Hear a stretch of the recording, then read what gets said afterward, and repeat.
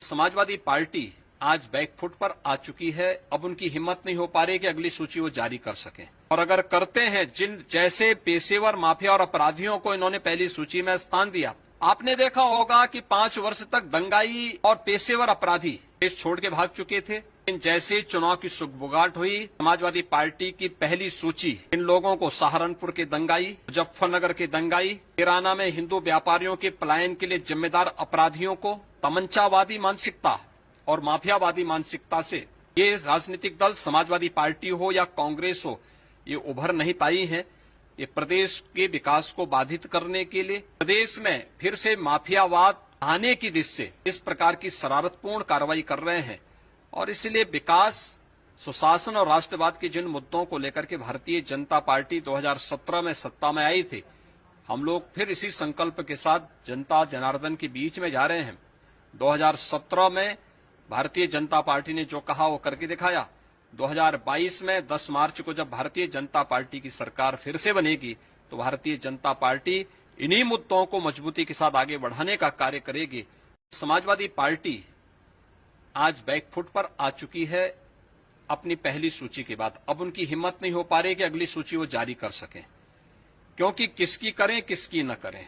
और अगर करते हैं, जिन जैसे पेशेवर माफिया और अपराधियों को इन्होंने पहली सूची में स्थान दिया, अगर ऐसे ही करते हैं तो जनता के सामने उनको मुंह दिखाने की स्थिति नहीं होगी।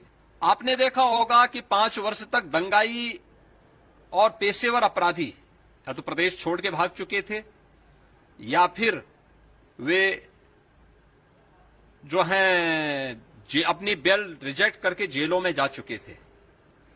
लेकिन जैसे चुनाव की सुगबुगाहट हुई, समाजवादी पार्टी की पहली सूची किन लोगों को सहारनपुर के दंगाई, मुजफ्फरनगर के दंगाई, किराना में हिंदू व्यापारियों के पलायन के लिए जिम्मेदार अपराधियों को, बुलंदशहर और स्याना में, लोनी तक में जिन प्रकार के लोगों को इन्होंने टिकट दिया है, ये चीजें दिखाती हैं कि अपनी आपराधिक मानसिकता, तमंचावादी मानसिकता और माफियावादी मानसिकता से ये राजनीतिक दल समाजवादी पार्टी हो या कांग्रेस हो, ये उभर नहीं पाई हैं।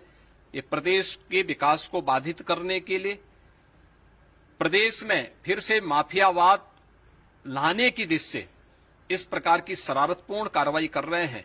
और इसलिए विकास, सुशासन और राष्ट्रवाद के जिन मुद्दों को लेकर के भारतीय जनता पार्टी 2017 में सत्ता में आई थी, हम लोग फिर इसी संकल्प के साथ जनता जनार्दन के बीच में जा रहे हैं।